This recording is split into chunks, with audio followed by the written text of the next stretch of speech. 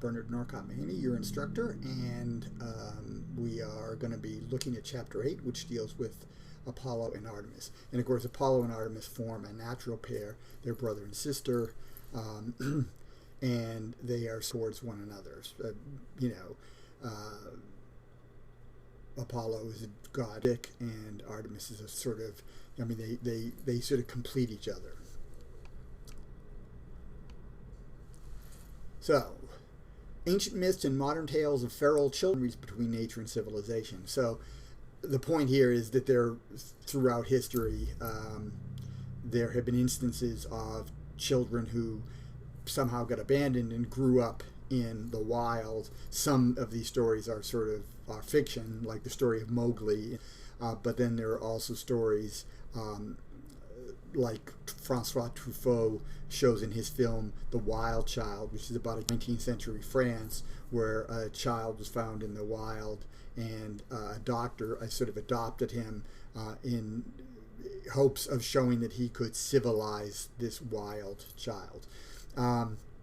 But the point is, there's nothing natural about humans in the sort of society we have. Society is a construct. We exist inside that construct, and if that were taken away and we lived in the wild, we would become more like wild animals, because we'd need to adapt to that circumstance.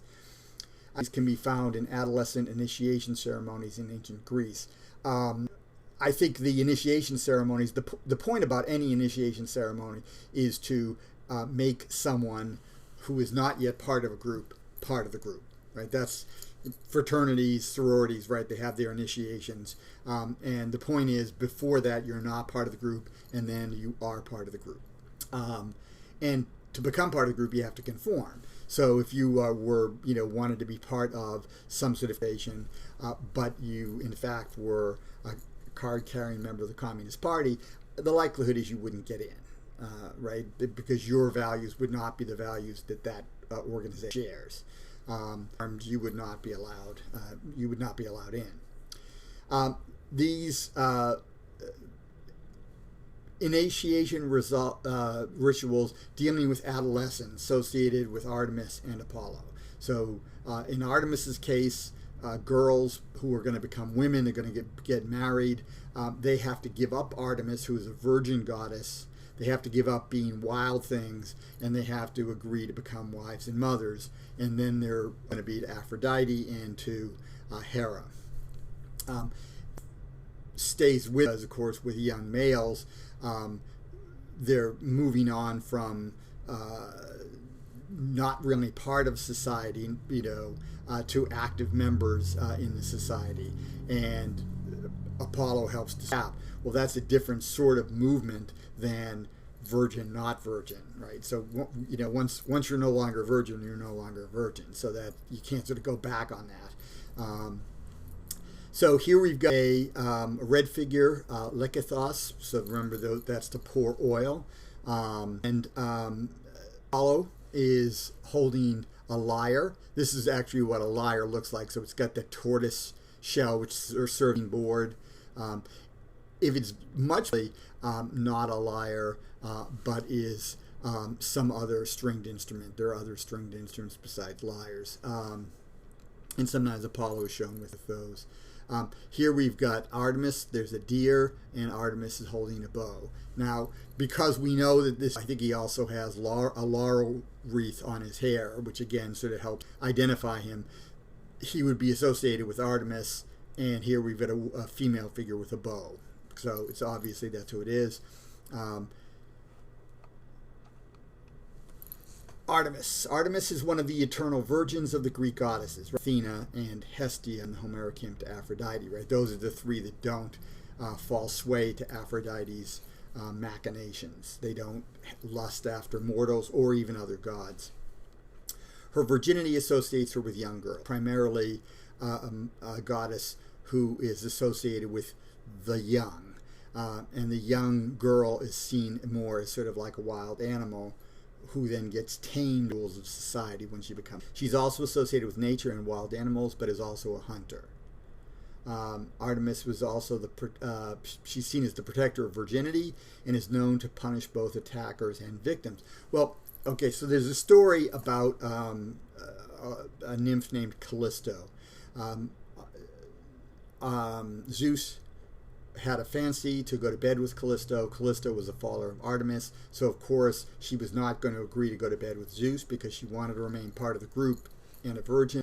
Zeus disguised himself as Artemis so he could get close to her, realized that the person she was cuddling with was not female, and at that point she basically tried to get away, and Zeus raped her. And the account we have of this is from Ovid, the Roman poet, in his Metamorphoses, and it is described as an out-and-out rape. There's no, this seduction is not part of it. She definitely says no in no uncertain terms, and he goes ahead anyways. So it's a classic sort of textbook case of rape. She then is of course ashamed of what has happened, even though she was a victim and didn't initiate anything. But she tries to hide her growing pregnant. Generally, when the gods mate, male gods, they leave a present. Is super potent. So she tries to hide herself, by wearing, like, I guess, she's, pregnant. She's just wearing these sort of shapeless things. But one day, the other nymphs want to go swimming. They invite her in. She refuses. They they throw her into the water, and then when she gets up, it's clear that she's pregnant.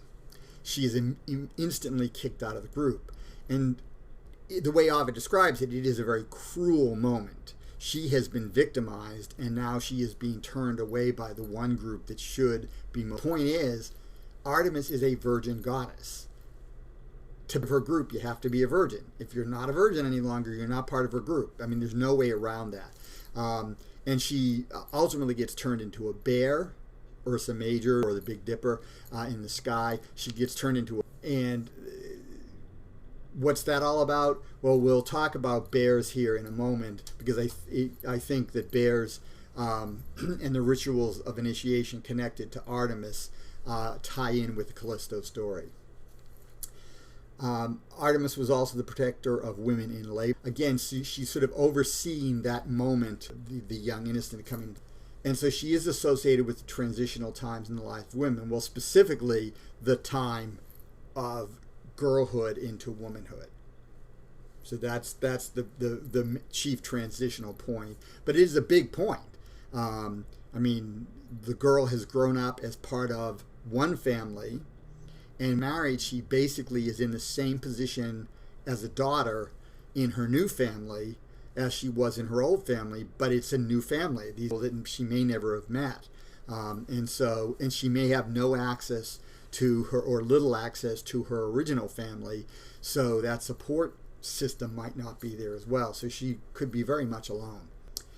So here we have a red figure, Crater, so this is a rather large vase, showing the sacrifice of Iphigenia. So the story of the Iphigenia is Agamemnon perhaps does something to offend Artemis, perhaps not, but Artemis demands that if Agamemnon wants to go to Troy, he has to his child, who is his daughter, to get favorable winds. Otherwise, the fleet's not going anywhere. Trojan War is not going to happen. And in some versions, he's basically been commanded by Zeus to go to Troy. So either way, he's going to offend a god. And so he can't really go. And so the only thing he can really do is to sacrifice his daughter. And in Aeschylus's Agamemnon, it's part of the backstory, but they sacrifice his daughter. In some versions of the story, Artemis Iphigenia with a sacrificial victim, which is used instead, which sounds like there may be some connection between. The Greeks may have had some knowledge, right? Because it's the same thing. God commands Abraham to sacrifice his son Isaac. He's just on the point of doing that when a deer shows up, and he sacrifices the deer instead. So that there may be a similar thing going on, that the Greek sentiment may have changed. But all the literature of the Greeks is opposed to human sacrifice, right? The Greeks are not doing human sacrifice. So maybe they did it at one time, but they're not doing it any longer. So it is seen to be a barbaric and awful. So here we've got Calchas, the priest, or perhaps it's Agamemnon here performing the role of the priest. Here we have Apollo looking on, although I don't really see any clear indication how we would know that was definitely Apollo. But this is definitely right. So she's got the bow, she's got the sort of wild skin here. So Artemis is looking on.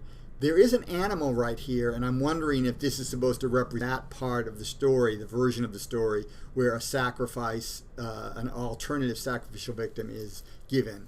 That might be what's going on there. Hippolytus myth and ritual. So Hippolytus is a Greek hero. He is the son of Theseus and Hercules, and he is the either Hippolyta or Antiope, who are Amazon warriors. So Amazon warriors are basically supposed to remain virgins. Hercules and Theseus conquer, and Theseus takes one of the Amazons to bed. Has the child Hippolytus. In the story, we have, my own feeling is, I think this is perhaps Euripides' best play, is his Hippolytus. He actually did two versions of the Hippolytus story. We only have one, but the one we have was one of the times that he won first prize, and it is outstanding. It is easily, I mean, it's my favorite of the Euripides plays. I think it's really a pretty outstanding play. Hippolytus was a follower of Artemis, and he wants to stay a follower of Artemis. Well, there's a problem with that. He is, after all, a prince. His father is the king of Athens. He is presumably the heir apparent to the throne. Kings have to have heirs, or else you have chaos, so he has to be married.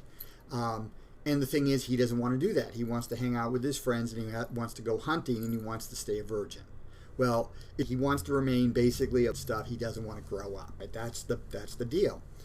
Now, this next point, Hippolytus is forced by Aphrodite to recognize the power of love and is killed. Well, he recognizes the power of Aphrodite, but he does not succumb to the power of in the play, Aphrodite comes onto the stage at the beginning of the play.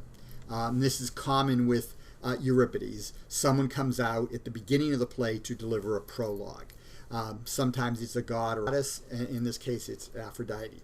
And Aphrodite basically says, Hippolytus not only is a virgin who's going hunting all the time, but he also always talks smack about me in public, right? And the gods really, the one thing they can't take is explicit disrespect, right? It's one thing to maybe not worship them or downplay them or not follow them as much, but if you openly despise them, that's going to get you into some trouble. So she's going to make Phaedra, who is Theseus's wife. Phaedra is a daughter of King Minos and sister of Ariadne. Theseus had a relationship with Ariadne, and he abandoned her. And then somehow he ended Phaedra, the younger sister, to be his wife and his queen. She's a sort of lusty woman, and so therefore very much allied to Aphrodite, and Aphrodite basically hits her with a double whammy. She gets the hots for Hippolytus to the point that she's around, she's clothes off and get right to it. And she doesn't. She keeps it sort of in check, but it's killing her. It actually, she's wasted. It's really awful. And to help her out, her nurse, the person who took care of her when she was a kid, and has remained a loyal servant to Phaedra, figures, hey, Theseus is often away having adventures either with Hercules or he's away now. Hippolytus, get it out of her system. It'll be over with. Theseus will come back. He won't know about it. So what's the problem? So he goes and tells Hippolytus. Hippolytus is horrified. He had sworn an oath to say nothing of their talk, so he keeps his oath, but of course he's horrified. Phaedra overhears his action and figures that he is going to tell Theseus about this, and that of course will get her maybe exiled, maybe killed, and so she panics, commits suicide, and she writes a suicide note in which she implicates Hippolytus and says that Hippolytus raped me, it actually did rape me, and then I couldn't stand the shame, so I committed suicide. So I did the honorable thing. Your son is a jerk. Theseus, of course, and he curses his son. Hippolytus then gets on his he's not going to have it. He's not going to be insulted by his dad.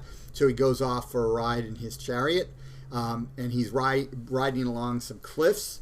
And Poseidon, who is the father of Theseus, has given Theseus 3 curses. He's allowed to curse 3 people, and those curses will happen. So he basically curses his son and pull out of the sea, which spooks the horses, and then they drag Hippolytus to his death.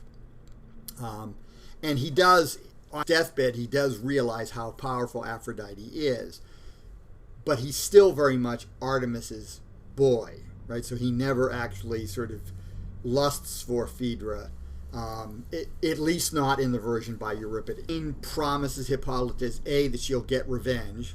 She's going to get back at Aphrodite by killing one of Aphrodite's favorite mortals, which she, in some versions, does, right? She kills Adonis, him killed by a boar.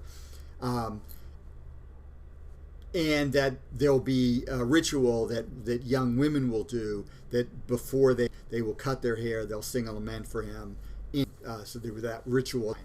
So in this red figure vase we have here by the Darius painter. So this painter has another vase where he is showing Darius, the king of the Persians, hence the name. And we've got here Hippolytus with his 4-horse chariot, and there's the white bull coming out of the sea. This old guy, I think, is just some old guy who happens to see what's about to happen in it. The figure over here looks like it might be Artemis. I'm not entirely sure, but she seems to have something that looks like a weapon, and seems to have a tiara which might have the crescent moon, which would be a symbol of Artemis, but don't know. So the that ritual in honor of Hippolytus that young women would do, their lament is not only for Hippolytus who died, but for the virginity which is going to pass when, of course, they get married and have sex with their husbands. This map is a little bit better than some. Delos, the island of Delos right here, is the birthplace of Apollo. Delphi right here in north, where the oracle of Delphi, Apollo's oracle, is located. Troitsin, which is in southern Greece, is where Theseus was born, and it is where the story of the Hippolytus takes place. Oran is a city near Athens, and there was a festival there in honor of Artemis. So there are some things in the map there that are that do fit. So the Brauronia, this was the festival that took place at Brauron. At Brauron, girls played the bear, so they do some sort of dance in a bear costume for Artemis. In a ritual represent girls, the initiation into adulthood means marriage. They are going to be sexual partners with their husbands, and they're ultimately going to become mothers, right? They're no longer they're accepting adult responsibility. As girls, they have a certain amount of freedom. They run around, they dance, they have sort of a good time with their group. And the same with boys, but at some point, right, you have to accept adult can no longer hold on to that, right? I mean, it's the same for us, right? Once you get into college, you on your parents to basically have to start taking care of yourself. So the society sort of requires it, and society ultimately has ways of pressuring you to comply. And the Peter Pan story that I alluded to, the Peter Pan story is about a boy who won't grow up. So he's fighting a valiant cause for freedom. He's going to be a boy for as long as he wants. But as Wendy, right, the girl who enjoys the adventure she has with Peter, she wants to grow up. She wants to have kids of her own. She wants to be like her mom. And Wendy is clearly the responsible party of the two. Peter is not. So playing the bear, them to run, dance naked, offer their childhood toys to the goddess. So this is a ritual where they're basically saying goodbye to childhood. And here's where the Callisto thing fits, because what happens to Callisto? She gets turned into a bear. I think these are related. So here, the girls are dressing up as bears as a way to say goodbye with Artemis, and then they're going to give up their wildness.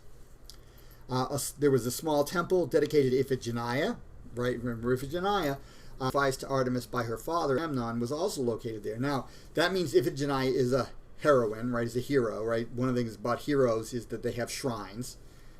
Rather like in the Catholic Church, often have churches named for them. Now, of course, the saints aren't worshipped as such because they're not God, but it's a similar sort of thing, right? I mean, you might pray to a saint to intervene with God. Well, the same thing with Artemis, with Iphigenia. Maybe you're praying to Artemis, but you're praying to Iphigenia as well. But it's interesting that Iphigenia is not from Brauron, that there's a temple there. The girls seem to have been associated with wild, undomesticated animals by the Greeks. The initiation rites were necessary to tame them. And here we have a young girl running at Brauron. I don't know how we know for sure that this is a young girl running. I mean, we know how it's a young girl, but how we know that it's at Brauron rather than just some, following Artemis, given the fact that we have a fragment, that I don't know. It is found at Brauron, so that might suggest that, this was a local product. Just like if you go to Taste of Kansas, right? These shops that are around Kansas City, you'll get like KU stuff that would be connected to Kansas, right? You're not going to get University of Colorado stuff because it doesn't really apply. So maybe that's how we know that there's a young girl running it. Now, Artemis oversaw one male ritual of initiation, and this was in Sparta. In Sparta, there was a boys' initiation ceremony that was overseen by Artemis or Thea, Artemis sort of the upright. Now, in this, the boys would wear a mask, like a gruesome mask like we have over here on the right. And this is a terracotta mask, so this would not be presumably what they would wear, but they might wear some other mask, but it would be a horrific old geezer something, human. And the idea is that Spartan boys are not yet Spartan citizens, and therefore they're not fully human. But after they do the initiation, they are then part of the Spartan citizen body of the Spartan army, and they are then seen as Spartans.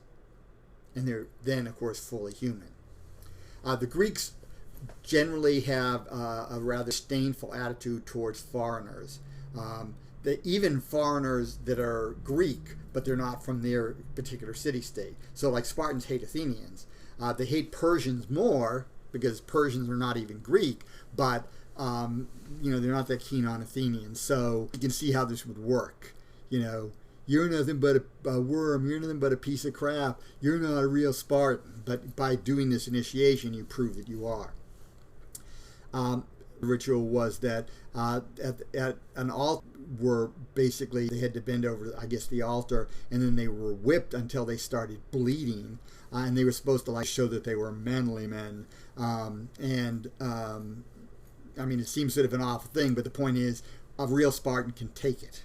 A real Spartan is not going to flinch when he's getting the crap beat out of him. He can take it.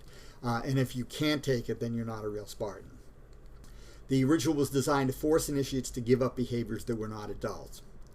And then it says, terracotta masks found at the sanctuary represented the transition from beast, right, to some animal, right, so that movement. Apollo oversaw the initiation of boys, right? So Apollo and Artemis are sort of complementary. They're a complementary pair. They're a pair of opposites. She's female, he's male. She's nature, he's culture or the city, so forth. Okay. So Apollo oversaw the initiation of boys, and he was associated in the achievements of adulthood in a way that Artemis was not, right? Because when boys grow up and become men, there is not the transitional change that there is for women, right? When boys virginity and become sexually active, it's different. But when girls lose their virginity, it's like, I mean, it was theoretically permanent state for the boys as well, but there's nothing that goes with that. Depicted with a lyre, and I think the thing that he has there might be another stringed instrument, which is bigger than a lyre. Doesn't have the tortoise sounding board. This thing doesn't look like it, but we know it's Apollo. This is a bronze statue found in Pompeii. His violence is tempered by his embodiment of poetry and music. The way I think I'd like you to think of Apollo is primarily a god of order, but he can be a rigid god of order in the same way that Artemis can be a rigid god of order in her way, right? If you're no longer a virgin, you're not part of the Apollo, is all about order, but he doesn't deal well with things that don't fit order. And so Apollo has like really bad luck with women, in relations, and I think it's because relations tend to be messy, right? Humans are more complex. You can't actually, there's no one size fits all for relationships. And Apollo sort of can't really deal with that very well. In one case, married to a woman, I mean, she must be mortal because she dies, named Coronis. And Coronis takes up with another person, presumably because Apollo, who's a rather distant character, is not showing her the affection that she wants or that she needs. So she hooks up with someone else. Apollo hears about it. He comes and kills them both. But he saves the child that Coronis is pregnant and is close enough, I guess, to birth. And he saves the child, who becomes the god, the sort of hero god, Asclepius, the medicine. But that's Apollo, right? He basically loses it, right? This doesn't fit order. Right, his wife's not acting in an orderly way. She's having an affair with some guy, so he goes ballistic and kills her. Right, that seems to be the way Apollo sort of works. Once you're out of order, then all bets are off, and he can go nuts. But otherwise, he tends to be very much an orderly figure. If you ever get a chance to see the Star Trek episode, it's from the original series. It's called "Who Mourns for Adonais." Basically, we have Kirk goes one-on-one with Apollo. And of course, gods are portrayed as aliens who came to Earth. They had great technology, and so they were worshipped as gods. Okay, that's all fine. There was a theory going around in the 50s and 60s. There's a book called Chariots of the Gods that tells that story. But the main thing is, Apollo throughout this is talking about order and reason and rationality and everything. But the minute he gets angry, he basically goes nuts. And that, I think, really sort of typifies Apollo. He is a god of order. And even the musical instrument that he plays, the lyre or the cithara, these are stringed instruments. Stringed instruments are very orderly, right? Every string is like a certain percentage above the string below it, right? There is a mathematical precision to stringed instruments. Also, when you pluck the instrument, it makes it makes a note for a certain length of time, which you can stop. It's different than like wind instruments, where one note blurs into another note and so forth when you're playing music. So again, this idea of clarity, crispness, order, that's Apollo is all about that. But then he has this temper as well. The arrows of Apollo are associated with the plague, right? So he's a god associated with the plague. And one of his names in the Iliad is Apollo Smintheus. And Smintheus seems to mean mouse god, or maybe rat god, right, which would indicate his connection with the plague. But he's also credited with curing the plague, or with just curing, period, through his son Asclepius. Apollo's son Asclepius was a healing god, And Asclepius is generally shown with a staff. He's got a staff, and on that staff there's usually a single snake circling around it. And if you look at the American Medical Association logo, it actually has the rod or the staff of Asclepius. Asclepius was brought up by the centaur Chiron, who was an immortal centaur, and is also the only centaur who is basically rational. Most of the centaurs are all about sex and drinking. They're not rational. Chiron is very... Asclepius' sanctuary at Epidaurus was the most renowned healing sanctuary. So it was sort of like a medical center with temple. And here we've got a marble relief. It's a funerary relief from the island of Salonika, from a bath. It's from the Thermae of Salonika. Asclepius and his daughter Hygeia, who means health, with a snake. And again, the snake, remember, is often shown wrapped around that rod that he is holding, a staff. Oracles and prophecy. Apollo was an oracular god, right? His oracle at Delphi was one of the most important oracles in Greece. The other important oracle in Greece was the one Zeus had an oracle as well.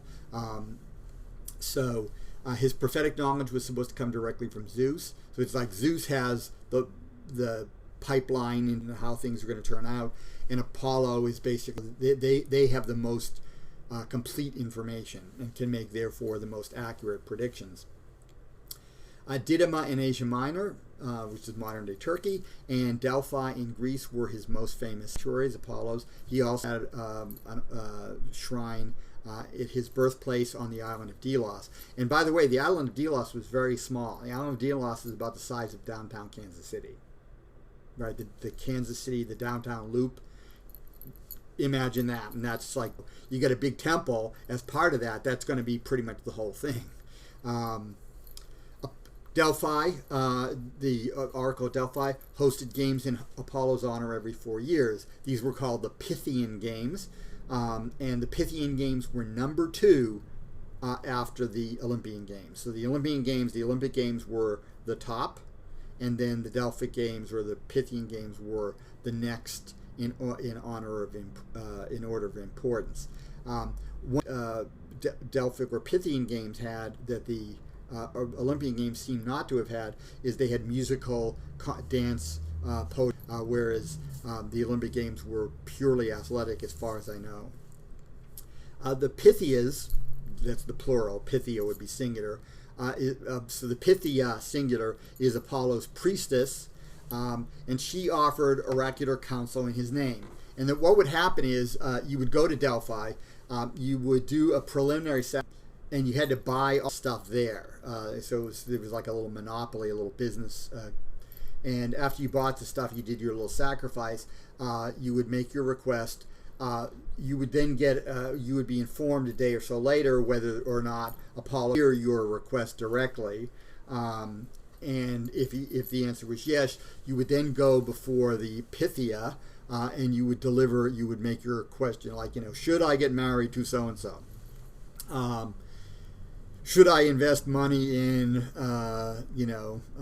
Bitcoin? So you go to the oracle. The Pythia, who is seated on a tripod, just like in this picture here, hears the question, then goes into some sort of and she starts chanting some sort of nonsense. Right, it sounds like nonsense at any rate. She starts speaking in tongues, and there's a priest there who is male, who is jotting down what she says, and then he translates what she said in response to your question, and he translates it in Greek elegiac couplet. So it's a particular metrical pattern, and it's usually two lines or 4 lines. They're couplets. Some famous instances of this. Themistocles, who was an Athenian politician, he knew that the Persians were going to attack Greece again in 480 BCE, and he was worried. He didn't figure they were coming after Athens, and he was right. and he went to Delphi to ask what should Athens do, and the response that came back was that Athens should trust in its wooden walls. Well, at the time, Athens did have some city walls, but they were stone. No idea what the wooden walls might even be. That would be the type of response you'd then mean. And he then interpreted as ships are made out of wood, and ships could form a defensive wall of sorts. So what happened is that Athens needs to double quick build as much of a navy as they can. And of course, Themistocles, with Spartan help, did manage to defeat the Persians in 480 and 479. And one of the three major battles was the Battle of Salamis, which was a naval battle held at Salamis, which is an island off the coast of Athens. And largely, the Persians had big ships that couldn't really turn around, whereas the Athenians had smaller ships which could maneuver. And so the Athenians basically bottlenecked the Persians, and they were able to defeat them. So this is a major victory. Themistocles then said, see, I interpreted what the oracle said correctly. Now, if he had failed, what would have happened is the oracle would have said, well, what it meant by the wooden walls is it meant this.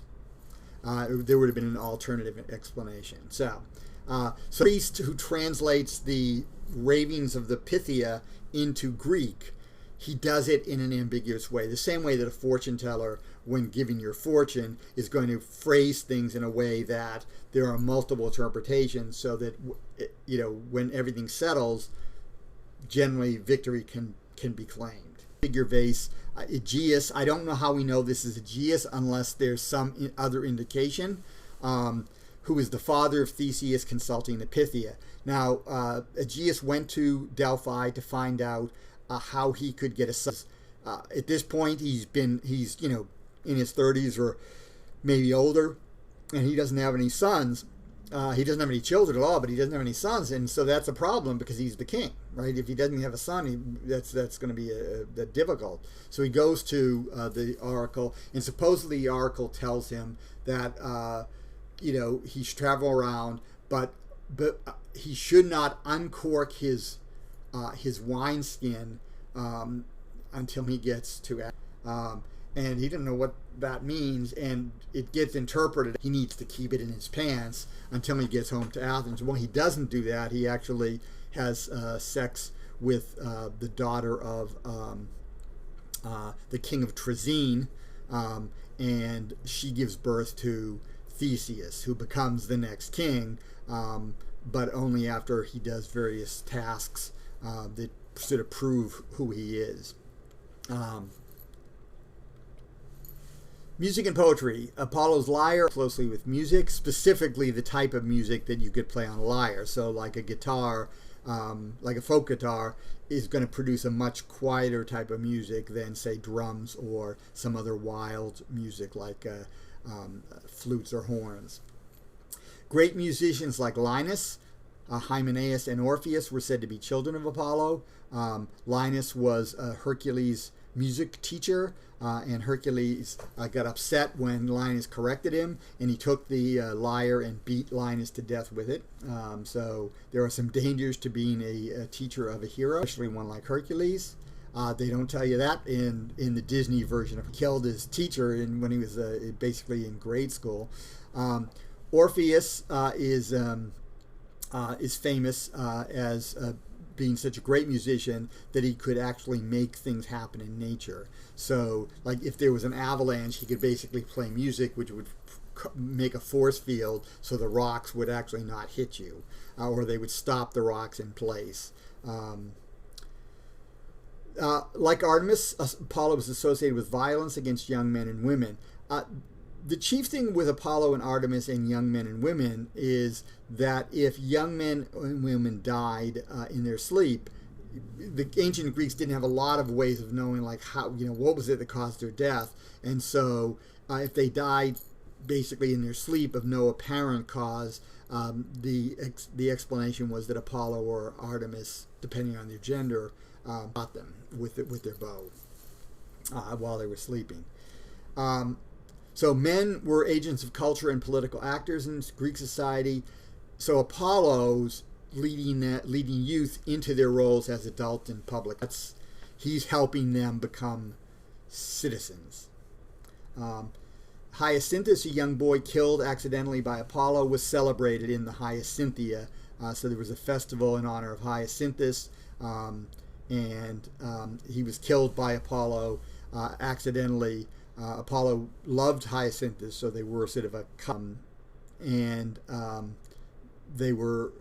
Apollo was basically practicing with the discus, and Hyacinthus went running after the discus, but the way it landed, it bounced back and hit Hyacinthus in the face, and he died. So here we have a bronze statue of Apollo. Again, I don't know that we know for sure this is Apollo. This could be just an athlete, but this is sort of what Apollo looks like. So beardless, he's got sort of long hair. He will probably have a wreath around his head, and sometimes it will be a laurel wreath. So the literary text for this chapter, there are two of them. One is Homeric Hymn 3b to Pythian Apollo, and the other is Homeric Hymn 27. So Homeric Hymn number 3 to Apollo seems to be two separate hymns. So the numbers of these hymns was set when a manuscript was discovered in the Renaissance, and then they copied it down and they made a text out of it. There were 31 hymns by the count, and there's a very long, I think it's the longest of the hymns, hymn number 3 to Apollo. Well, it seems to be actually two separate hymns. 3a, which is the first 180 lines, tells the story of Apollo's birth on the island of Delos. And at the end of the poem, there seems to be an actual ending, because the poet, the singer, says, young women of Delos, right? So this seems to have been performed on Delos as part of a festival in honor of Apollo, probably every year. Young women of Delos, when people come and say and ask you who is the best singer in all the world, tell them that it is a blind island of Chios. And this is where we get the story of Homer being blind, right? Because they thought that Homer composed the Homeric hymns, and here the poet seems to be talking about himself, and we know that Homer, whoever Homer was, probably came from the Greek islands. So this is where the Homer blindness thing comes from. But that sounds like an end of a poem, right? You're not going to sort of, in the middle of your poem, have basically like a little commercial. You're going to have it at the beginning. We're going to talk about how great you are, or at the end. You're not going to really do it right in the middle and then pick up with another song. That doesn't really make a whole lot of sense. So that seems to be a break.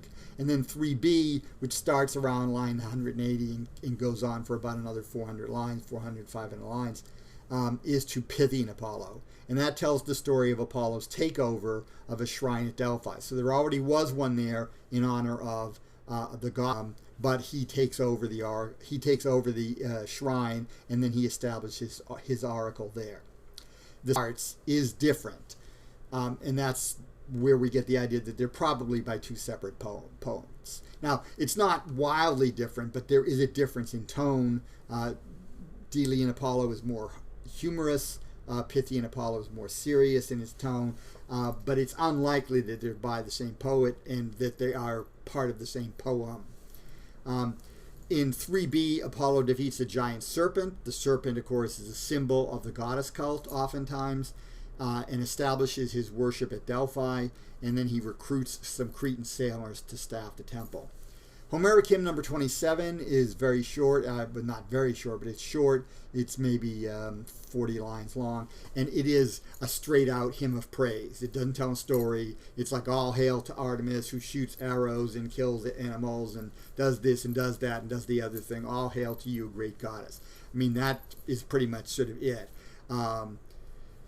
And most of the Homeric hymns are like that. There are just 2, 3, both A and B, 4 and 5. They are long poems that tell like a longer story. Poems to Athena that's only about 25 lines long, but tells the story of Athena's birth. And then there's a hymn to Dionysus that tells the story of how he overtook a pirate boat.